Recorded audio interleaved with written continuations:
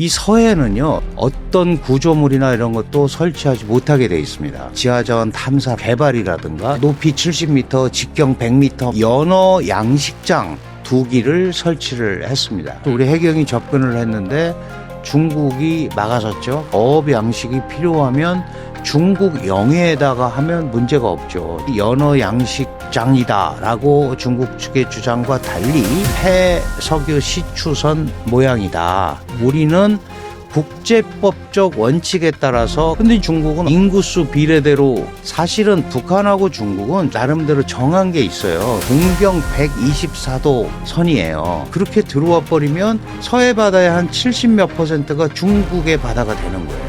2010년 연평도 포격 사건 때 중국이 아주 격렬하게 미국 항공모함이 들어오는 거를 저지를 했었습니다. 중국과 러시아 간의 연합 합동 훈련도 벌어지고 있습니다. 강습 상륙함이 그걸 4개를 지금 배치를 해놨어요. 국가정보 담장에서 촬영을 했고, 동방명주 사건 비밀 경찰서, 헌인릉 오산 공군기지도 마찬가지고, 대한민국의 간첩법은 북한을 대상으로 했습니다. 그런 게 지금 잘 안 되고 있는 거죠.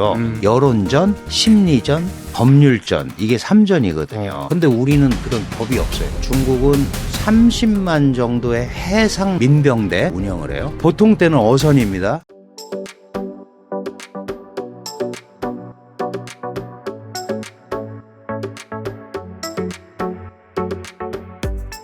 강준영 교수님 나오셨습니다. 안녕하세요. 네, 안녕하세요. 오늘은 강준영 교수님을 모시고 중국에 대한 말씀 들어보도록 하겠습니다.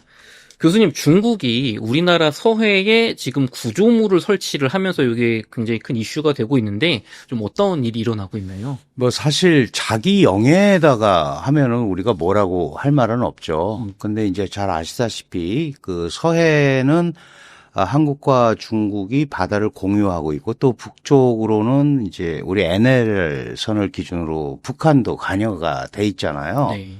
근데 한국과 중국은 아직 해양 경계 획정이라는 게 있습니다. 그건 뭐냐 하면 여기까지는 당신 바다고 여기까지는 우리 바다고 이렇게 경계를 나눠야 돼요. 네. 근데 아시다시피 이 영해 12해리 배타적 경제수역 200해리, 이제 여기서는 독점권을 행사를 할 수가 있잖아요. 네. 그러면 대개 우리가 200해리면은 킬로미터로 한 370km 정도 됩니다. 그러면 서로 양측이 배타적 경제수역을 선포를 하고 관리를 하려면 양측 길이가 합쳐서 한 800km 돼야 네. 갈릴 거 아니에요. 그렇죠. 서로 이렇게. 예. 근데 이제 서해는 약 400km밖에 안 돼요. 그러니까 겹칠 수밖에 없죠. 네. 그러니까 이제 서로 영해를 제외하고 이 겹치는 부분을 공동 관리하자고 그래서 PMG라고 그러죠. 잠정 조치 수역으로 정해놓고 그거를 이제 공동 관리를 하기로 한 겁니다.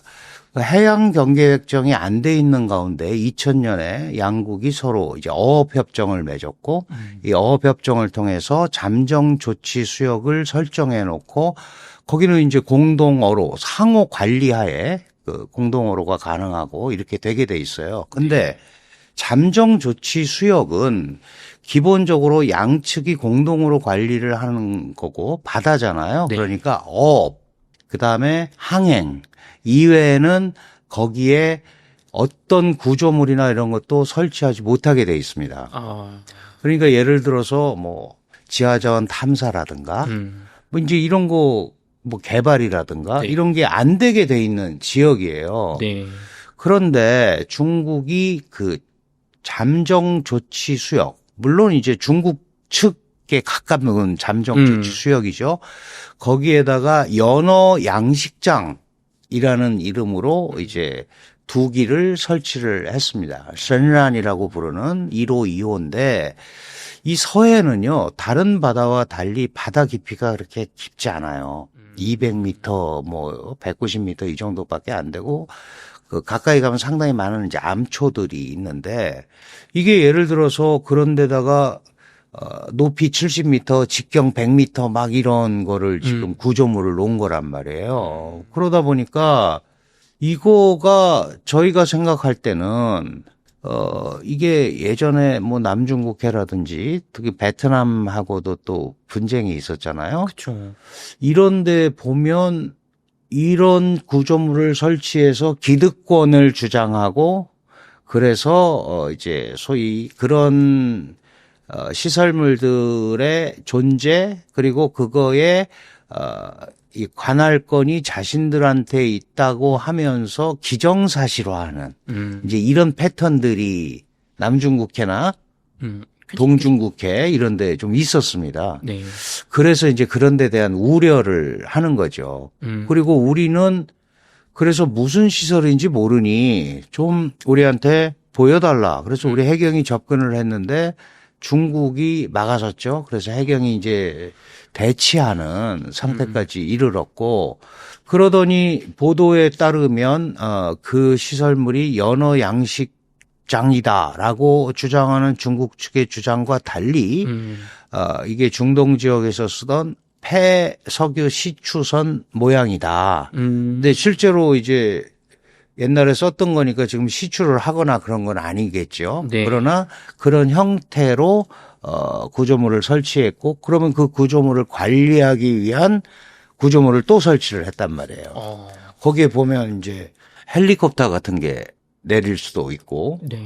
그러면 이게 혹시 그런 그 군사시설이라든가 또는 뭐 지하 탐사시설이라든가 이런 걸로 원용되는 게 아닌가 이제 하는 그런 걱정이 드는 그런 이제 구조물 설치입니다.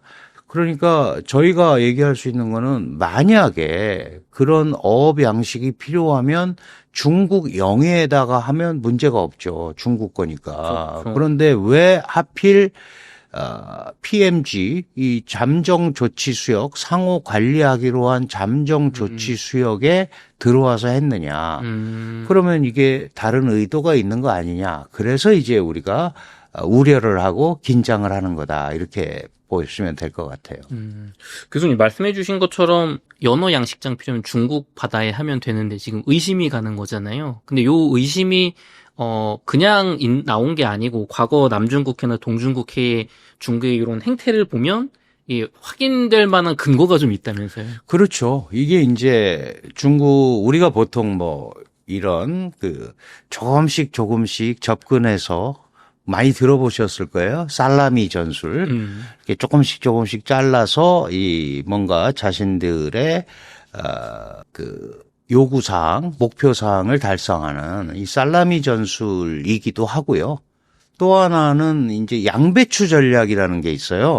네. 겹겹이 쌓는 거죠. 주변을 겹겹이 싸서 이제 이게 소위 이제 회색지대 전략이라는 거죠. 그러니까 뭐냐면 직접적 물리적 군사적 충돌 없이 이런 이제 그 다른 방법으로 군사적 행위에 준하는 이제 이런 그 영향력 확대하는 이런 전략을 이제 우리가 그레이존이라고 해서 회색지대 전략이라고 하는데 이런 것들을 과거에 남중국해라든지 동중국해라든지 또 동사군도, 서사군도, 남사군도 이렇게 군도들이 많아요. 섬이. 네. 뭐 베트남하고의 충돌, 그다음에 필리핀하고의 충돌 이런 거 할 때 다 옛날에 해봤던 거다. 그러니까 이제 한국의 서해 지역에 저런 시설물이 들어오는 것은 장기적으로 그런 흐름과 맥이 같을 수 있다. 이제 이렇게 보는 거죠. 그러면 이건 이제 단순하게 무슨 영유권 분쟁이라든가 이런 정도의 뭐 그칠 수는 없지만 그 정도라면 또 어떻게 얘기가 되는데 우리는 이제 이 안보 상황하고 직결이 된단 말이죠. 네. 그러면 북한이라는 위협 요인이 있고 문제가 생겼을 때 한미 동맹이 연합 작전도 해야 되고 이제 여러 가지 이런 게 있지 않겠습니까? 그런데 이제 거기에 중국이 그런 그 소위 자신들이 통제할 수 있는 관할권이라고 주장할 수 있는 그런 근거들을 자꾸 확장을 시키면 그 이제 서해에서의 우리 군사적인 어떤 행동 이런 것도 제약을 받을 수밖에 없잖아요. 네. 연합훈련은 물론이고. 그렇죠. 이제 이런 부분들이 장기적으로는 한국의 안보 상황과도 굉장히 밀접한 관계가 있다. 이제 그런 것 때문에 걱정들을 하는 거죠. 그러면은 이런 구조물들이 서해에 어떻게 보면 알박기식으로 되면 말씀하신 것처럼 중국이 군사적인 뭐 미사일 포대를 갖다 놓는데 이러면 우리 한미연합군이 안보적으로 굉장히 불리해지는 거잖아요. 그렇죠. 그것도 있고 우선 연합작전이 사실 상당히 이제 쉽지 않을 수가 있죠. 잘 아시겠습니다만 우리가 이제 2010년 연평도 포격 사건 때 미국의 조지 워싱턴 함이라든가 이런 그 항공모함 전단이 들어왔었죠. 네.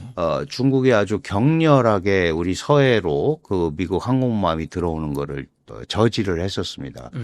원래 그 태안반도를 지나서 연평도까지 가서 무력 시위를 하려고 했는데 중국 측의 강력한 저지로 인해서 경렬 비열도 정도 그 밑에 이제 거기까지밖에 못 갔거든요. 그러니까 기본적으로 중국은 미군 그렇지 않아도 요새 뭐 무역 전쟁 때문에 복잡한데 미국의 한반도 영향력이 확장되는 거를 어떻게든지 막으려고 하는 입장 아니겠어요? 마찬가지로 이제 미국은 중국의 영향력이 확장이 되는 걸 막으려고 할 거고요. 그런 가운데 이 지역이 굉장히 중요한 지역이기 때문에 지금 이제 문제가 되는 겁니다. 그럼 교수님 여기는 사실 북한의 입장도 있는 지역 중에 하나잖아요.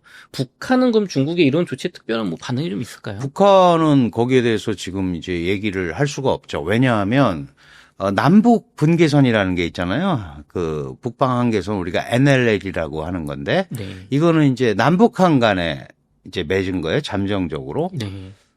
이 NLL은 사실 남북 간의 문제고 그런데 중국은 이 NLL은 남한하고 북한하고 둘이서 맺은 거기 때문에 이게 국제법적 효력이 없다. 국내법이다라고 얘기를 합니다. 사실은 이제 서해 불법 조업이라고 그러죠, 우리가. 네. 많이 와가지고 중국 어선들이 문제가 생기면 NLL 이북으로 도주를 하죠. 그러면 이제 그거는 북한과 묵계가 돼서 그리고 또 이제 이버료도 상당한 소위 이버료 그러니까 네. 돈을 주고 이제 어장을 파는 형태 이런 것들도 이루어지고 있거든요. 근데 이거는 지금 이제 군사적 문제로 첨예하게 대립을 하고 있기 때문에 북한이 이래라 저래라 얘기할 수가 없는 상황이에요. 다만 북한도 중국의 영향력이 지나치게 확장되는 것은 북한 입장에서도 좋을 거는 없죠.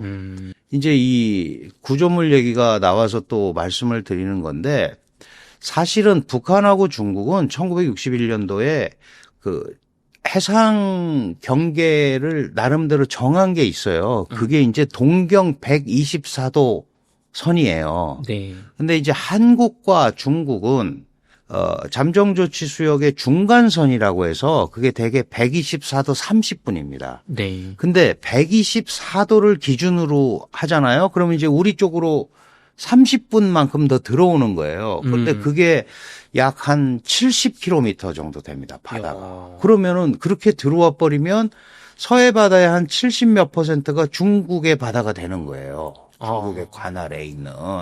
그래서 우리는 그거는 북한하고 중국이 맺은 건데 네. 그거를 왜 한국 서해 바다까지 이렇게 줄을 긋느냐. 네. 이제 이 점에 대해서 계속 문제가 있어 왔거든요. 그렇죠.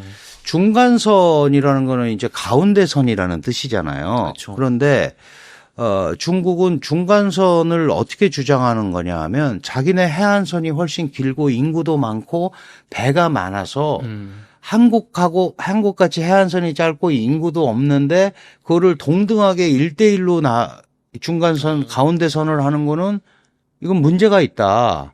그래서 다른 형태로 중간선을 주장을 하고 있는 거죠. 우리는 국제법적 원칙에 따라서 가장 보편적으로 쓰이는 게 가운데를 이렇게 잘라서 중간선을 하는 거거든요. 그렇죠. 근데 이제 그런 부분에 대해서 중국은 억셉트를 하지 않고 우리는 또 우리대로 중국의 뭐 해안선이라든가 인구수 비례대로 하는 거는 그거는 그러면은 작은 나라들은 계속 해안선이 쪼그라들어야 되느냐? 그건 말도 안 되는 거다. 그래서 사실 해양 경계 획정이 안 이루어지고 있어요. 아직도 지금 회담을 한 29번인가 했고요. 곧 또 국장급 회담이 또 있거든요. 그런데도 이거는 이런 그 소위 상호 주장이 계속 움직일 수밖에 없는 예, 그런 구조입니다. 그러니까 지금 불법 구조물 문제, 그 다음에 124도로 이 소위 중간선을 중국 입장에서 보면 확장하는 거죠. 네. 그리고 실제로 거기에서 지금 중국군의 해상훈련은 빈번하게 일어나고 있고 중국과 러시아 간의 연합 합동훈련도 벌어지고 있습니다. 그러니까 이런 것들은 이제 우리 안보에 직접적인 위협 요인이 되기 때문에 이 서해 문제는 사실 굉장한 관심을 가지고 우리가 지켜봐야 되는 그런 상황이다 이렇게 말씀드릴 수 있습니다.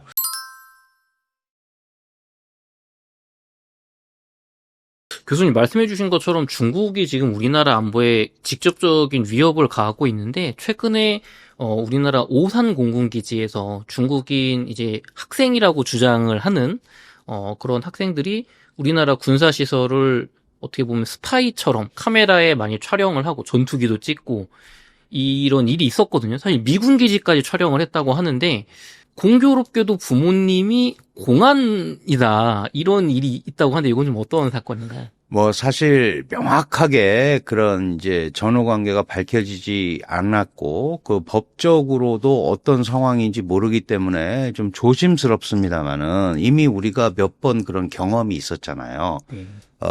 동방명주 사건도 그렇고 뭐 비밀 경찰서 이런 것들도 많이 들어봤잖아요. 그리고 뭐 허닌릉이라는 데가 우리 이제 국가정보원이 있는 데인데 거기 담장에서 뭐 이렇게 또 촬영을 했고 오산 공군기지도 마찬가지고 드론 같은 거가 이제 굉장히 자유스럽게 뭐 군사용 드론 아니더라도 이제 많이 촬영을 하고 이런 게 보편화돼 있단 말이죠. 그렇다면 지금 중국 국적을 가졌거나 가지고 있는 사람들이 거의 100만 명 정도가 한국에 와 있는데 당연히 그 중에는 자국 정부를 위해서 일하는 사람이 있을 수도 있다라는 합리적 의심은 충분히 가능하죠. 그렇죠. 다만 이제 우리가 좀 주의해야 될 거는 아직 뭐 그런 것들 그 죄명이 밝혀지거나 그래서 기소가 되거나 뭐 이제 이런 거가 아니기 때문에 조심스럽긴 하지만 충분히 그럴 개연성은 있다. 이제 그 점은 좀 조심을 해야 될 것 같아요. 왜 이렇게 말씀드리냐 하면 좋은 뜻이건 나쁜 뜻이건 학생들의 호기심이건 어쨌든 그게 공군 기지, 그다음에 뭐 특정 기관 이렇게 이제 이런 것들이 계속 반복이 되면 이거는 분명히 무슨 의도를 갖고 하는 거 아니냐라는 생각을 할 수밖에 없는 거죠. 그쵸. 이제 그래서 사실 이전에 우리가 뭐 간첩법 대한민국의 간첩법은 기본적으로 북한을 대상으로 했습니다. 그래서 그거를 이제 왜곡이라는 북한 대상이 아니고 이제 전 외국인을 대상으로 하는 이거를 작년에 이제 소위를 통과해서 의결을 해야 되는데 그 이후에 벌어진 이제 여러 가지 국내 정세 문제 뭐 이것 때문에 국회에 아직도 계류 중이에요. 그러니까 빨리 이런 대응 입법이라든가 이런 것들이 지금 이루어져야 되는데 그런 게 지금 잘 안 되고 있는 거죠. 이제 이런 영향력 공작을 잘 보면 이게 보통 이제 중국에서는 이미 2000년대 초반에 앞으로 우리는 집정 무력 사용보다 3전이라는 걸 하겠다 하는 게 있어요. 그게 이제 여론전, 심리전, 법률전 이게 3전이거든요. 그러니까 이제 여론을 조성해서 상대방에게 이제 위협을 가한다거나 심리를 불안하게 한다거나 이제 이런 거 있잖아요. 그러니까 예를 들어서 우리를 계속 건드리면 우리도 이렇게 할 수밖에 없어. 안 건드리는 게 니네가 훨씬 나아. 특히 이제 동남아시아 국가들한테 잘 쓰는 수법이죠. 이런 것들을 진행하면서 또 뭘 하냐 하면 법을 만듭니다. 법을 만들어서 나중에 아니, 항의를 하면 우리는 국내 우리 법에 의해서 이렇게 한 거다. 근데 우리는 그런 법이 없어요. 대응법이. 그래서 이제 예를 들면 앞으로 이런 그 대응 입법 같은 거, 특히 사이버 안보 시대 영향력 확장 뭐 이런 것들이 이루어지고 있는 이 상황에서는 우리도 철저하게 대응 입법을 해서 다 준비를 해놓고 있어야 됩니다. 그 중국도 해안경비대법 이런 거 만들었거든요. 거기 보면 이제 남중국해를 겨냥했다고 하지만 해안경비대법을 이미 만들었기 때문에 이게 이제 서해에도 그대로 적용이 되는 거죠. 충돌이 생겼을 때 자기네는 자기네 법에 의해서 그렇게 한다고 그러는데 우리는 그런 거기에 그거를 겨냥하거나 맞대응할 수 있는 법이 명확하게 있지 않는 거. 그러면은 그거는 법률전에서도 또 약간 뭐 이제 속된 말로 밀릴 수밖에 없는 이런 구조거든요. 그래서 이런데 경각심을 가지고 이런 대응 입법 같은 것들도 철저하게 해놓지 않으면 안 되는 겁니다. 우리가 이제 중국이 해경법이라는 거를 발표를 하니까 대한민국 해양경찰을 생각해서 해경법 이렇게 그냥 하는데 그건 해안경비대법이에요. 군인입니다. 훨씬 강하죠. 움직일 수 있는 구조가. 거기에다가 중국은 30만 정도의 해상 민병이라는 걸 운영을 해요. 민병대. 네. 보통 때는 어선입니다.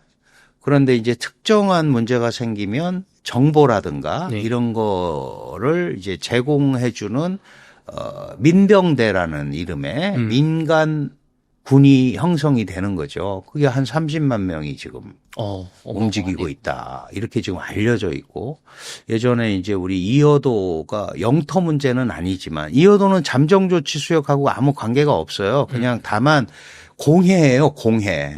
공공의 바다인데 거기에 우리가 이제 탐사를 거쳐서 2003년인가요? 이제 해양과학기지로 만들었거든요. 이제 그걸 보고 한국이 니네가 먼저 하지 않았느냐. 이제 이렇게 얘기하는데 그건 공해의 평화적 사용에 의해서 한 거고 이 지금 서해에 중국이 구조물 설치하는 거는 그 잠정 조치 수역에 한 거니까 이거는 상호 간의 협정과 약속을 위반한 거잖아요. 그런데 그거하고 다른 겁니다. 그럼에도 불구하고 중국은 계속해서 그런 얘기들을 하고 있고 그런 문제가 생겼을 때 이제 해상 민병들이 동원이 되는 거예요. 까맣게 배가 막 이제 포위를 하고 이제 이런 형태들이 일어나니까 우리도 굉장히 좀 더 적극적으로 움직여야 된다라는 말씀을 드리는 거고 우리 서해는 그 중국의 항공모함 전단이 3개가 있는데 2개의 항공모함 전단에 모항이 있습니다. 기지가. 네.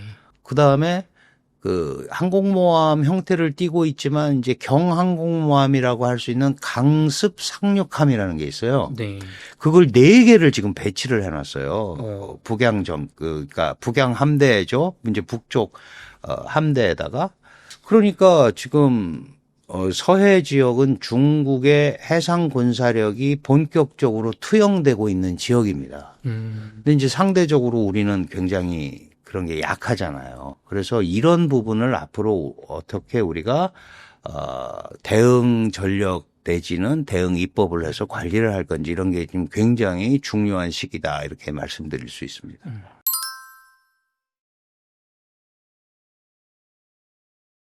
교수님, 145% 관세 전쟁에 의해서 미국이 또 다른 카드를 꺼냈어요. 네, 미국은 17일 중국 해운사와 중국산 선박을 운영하는 해운사, 외국에서 건조한 운반선 등에도 고액의 입항 수수료를 물리겠다고 밝혔는데 좀 어떤 내용인가요? 네, 이게 사실은 145% 관세만 해도 이게 중국도 이제 대응 관세를 125%를 했잖아요. 그러면 이제 무역이 사실 안 이루어지는 거죠. 145% 100원짜리가 245원이 되는데 그게 무역이 되겠습니까? 서로 이제 무역이라는 거는 국제 비교 우위 원칙에 의해서 이루어지는 게 이제 우리가 알고 있는 상식인데 그런 것들이 전혀 이 무시되는 국제 관례와 상식이 무시되는 지금 치열한 관세전을 하고 있는 거예요. 그리고 이제 상호관세라는 거를 부과를 했는데 다른 데는 90일을 유예를 시켰단 말이죠. 그런데 이제 중국한테는 그대로 부과를 해서 현재 145%인데 중국은 사실은 예상했다는 듯이 사실 속으로는 굉장히 답답하죠. 자기들도. 오히려 굉장히 상대적으로 안정적인 분위기를 지금 세계에 보여주고 있는 거예요. 오히려 트럼프가 훨씬 트럼프 대통령이 조급해 보이고 좌충우돌하는 것 같고 중국은 일관되게 국제무역 질서를 해치는 행위를 하지 말아라. 뭐 이제 이런 정도로 급한 거야 마찬가지겠죠. 그렇게 하고 있는데 지금 트럼프 대통령의 카드는 그 정도 갖고 안 움직이니까 더 이제 센 카드를 꺼낸 거죠. 그러면은 이제 이게 바로 지금 말씀하신 해운 전쟁으로 이제 번지고 있다. 물론 이것도 180일의 유예 기간이 있습니다. 당장 하는 건 아니고 그래서 이제 협상용이라고 많이 하는 건데 이게 잘 아시다시피 1톤에 $50. 네. 를 부과하겠다는 거 아니에요? 중국 선박에 대해서는. 그리고 그 중국 해운사는 뭐 당연히 중국 선박을 많이 쓸 테니까. 네.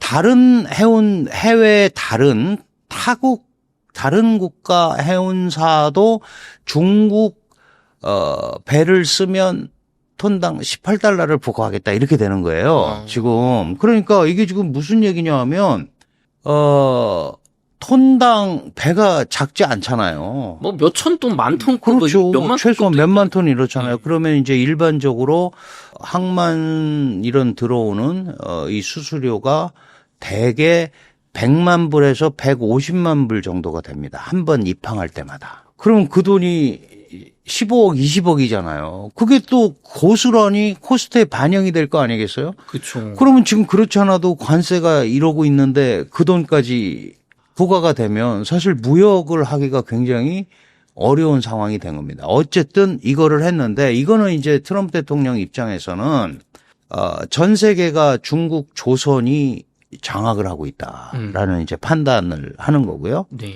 예를 들면은 그 전 세계 조선 물량의 한 71% 정도를 중국이 생산을 한다. 그리고 한국하고 일본이 그 이제 거의 나머지, 그 다음에 영국 조금, 그다음에 미국은 지금 점유율이 0.2%예요. 근데 이제 사실 그러니까 조선업 부활도 있지만 네. 자기들의 배를 못 만드니까 군함이라든가 이런 건조도 지금 상당히 뒤처지고 있고, 그렇죠. 그래서 앞으로 뭐 몇백 척을 해야 되는데 지금 중국 군함 수가 미국 군함 수를 앞선 지는 꽤 오래됐습니다. 지금 370척 대 290척 정도니까 배라는 게 작지가 않잖아요. 그럼 계속 만들어내야 되거든요.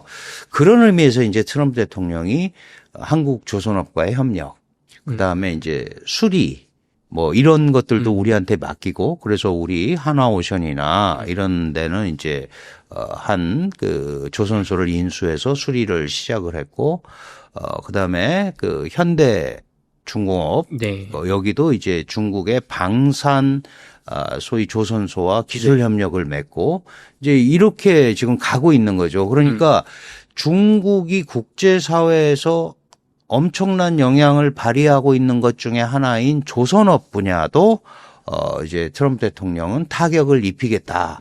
이렇게 해서 이게 한 겁니다. 당연히 이제 한국한테는 반사의 이익이 올 수가 있겠죠. 그런데 저는 이제 걱정이 있죠. 이게 금방 되는 건 아니에요. 또 아시다시피.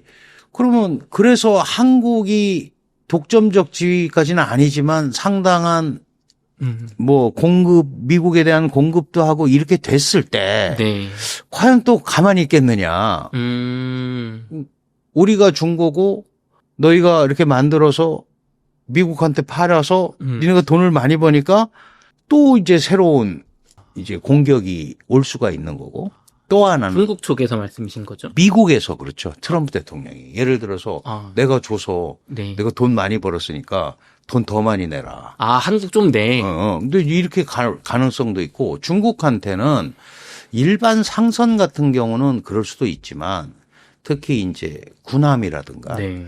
이런 것들은 한국 기술이 가성비나 실제 기술로 세계 최강입니다. 아, 그 정도인가요? 예, 그 우리 군이 잘 만들죠. 그 특히 트럼프 대통령이 사실은 뭐 우리가 만든 구축함을 보고 네.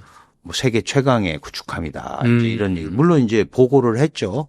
사실 작년 트럼프 대통령이 11월에 당선이 됐습니다마는 6, 7월 경에 미국의 싱크탱크들이 와서 한국의 조선업 현황도 사실 많이 그 고찰을 하고 했었어요. 네. 그래서 결론이 이제 한국과 협력이 굉장히 중요하다라고 생각을 한 것 같아요.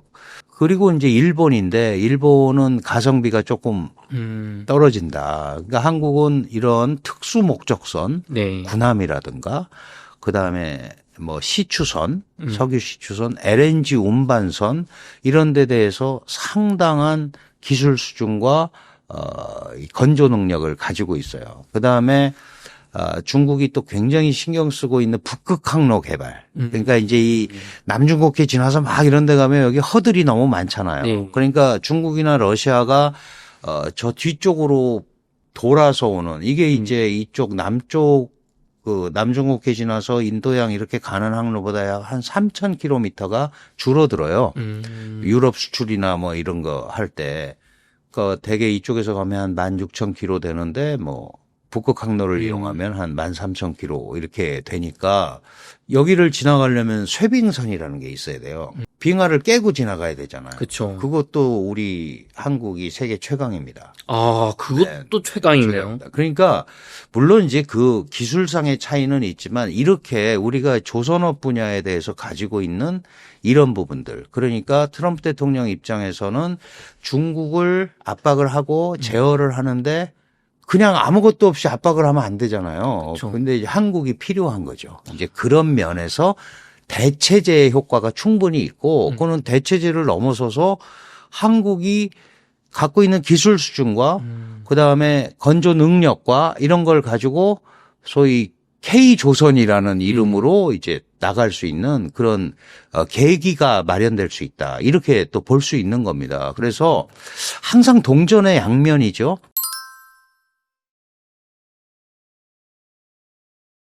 트럼프 대통령의 관세 정책 때문에 한국의 뭐 특정 산업군은 굉장히 어려워지지만 그렇지 않은 부분도 생기는 거예요. 이렇게 그렇죠. 조선. 그다음에 그동안 중국한테 계속 밀려왔던 배터리. 이제 원래 방식이 좀 다르잖아요. 한국형이랑. 이런 것들은 또 나름대로 기능을 할 수 있는 것 아니겠습니까? 그다음에 중국이 여러 가지 애를 쓰지만 잘 못 따라오고 있는 반도체. 네. 이런 부분들도 이제 한국이 충분히 그 뭐 미중 양측에서 다 기능을 할 수 있는 이런 걸 갖고 있는 거는 그나마 굉장히 다행인데 어쨌든 지금 트럼프 대통령은 이런 그 소위 해운 이 선박에 세금을 부과함으로써 이제 중국의 압박을 줄이려고 하는 거고 중국을 굴복시키려고 하는 거고 또 하나가 뭐가 있냐면 이 면세 그 범위가 있어요. 예를 들어서 우리도 알리 테무 이런 게 들어오잖아요. 네. 이제 저가 공산품. 그렇죠. 이게 대개 이제 한국은 약 75달러에서 한 80달러니까 10만 원 내외 정도가 면세예요. 얼마나 많이 사는가는 상관없어요. 그러니까 예를 들어서 남 PD님이 10번 사면은 100만 원어치 사는 거예요. 네. 예. 근데 이제 중국과 미국은 어떻게 협정을 맺었냐 하면 무관세 이런 소액 상품을 800불로 맺었단 말이에요.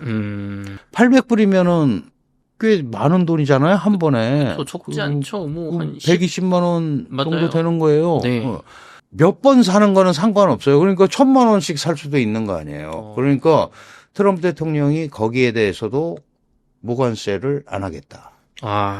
그럼 이제 800달러면 30%를 관세로 내라. 그럼 이제 240달러가 관세가 부과되는 거죠. 그러면 그동안 면세로 800달러를 이제 수출을 했는데 그러면 이제 지금 거기에 240불을 내야 되니까 1,040달러가 되는 거예요. 그럼 이제 면세로 산 사람은 옛날에 800불 주고 산 건데 지금 1,040불짜리가 돼버렸잖아요. 네. 그래서 이런 부분에 대한 교역량도 낮추려고 하는 거죠. 그러니까 이제 전방위적으로 지금 트럼프의 대중 압박이 계속되는데 큰 원칙은 분명한 것 같습니다. 중국을 끌어안치고 무역 적자 해소를 통해서 재정 적자를 감소시키고 그래서 자기가 대통령 경선 과정에서 약속한 감세 정책, 네. 그다음에 인플레이션 내리는 거 이런 것들을 하는 큰 방향성은 분명히 확실성을 가지고 있는데 지금 우리가 이렇게 보다 보면은 전술적으로는 이렇게 정밀한 것 같지 않다. 이제 일부 사람들은 그것도 다 작전이다라고 얘기를 하지만 항상 모든 정책이라는 거는 긍정적인 면이 있고 부정적인 면이 있는 거거든요. 그렇죠. 그런데 부정적인 면이 먼저 나타나 버리면 긍정적인 부분이 상쇄가 돼 버리잖아요. 그렇죠. 내가 긍정적인 면이 90이고 부정이 10이라서 이거를 전폭적으로 밀어붙이는데 하필 10의 부정적인 부분이 먼저 나타나서 이 긍정적으로 이게 제대로 갈까? 사람들 심리에도 영향을 주고 이렇게 되면 지금 미국에서 나타나고 있는 게 그런 거예요. 장기적으로는 좋지만 지금은 견뎌라 라고 얘기하면서 주식시장이 떨어지는 거 쇼타임이다. 일부 그럴 거고 나중에 좋아진다. 그러나 그 상황에서 손해를 보는 많은 사람들이 생긴단 말이죠. 그렇죠.